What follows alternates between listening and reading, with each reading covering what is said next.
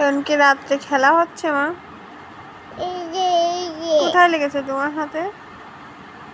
হাতে কোথায় লেগেছে মা? ওখানে ওখানে ওখানে এখানে এখানে। ও আচ্ছা আচ্ছা, এবার ঘুম পড়ো। শুধু বায়না। আমার মনের চুড়ি কেমন? ভালো। মা কি আর একটা কোথায়?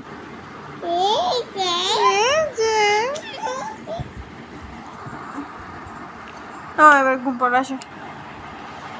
আমার হাত লেগে যাচ্ছে, ঘুম পড়বো আমি।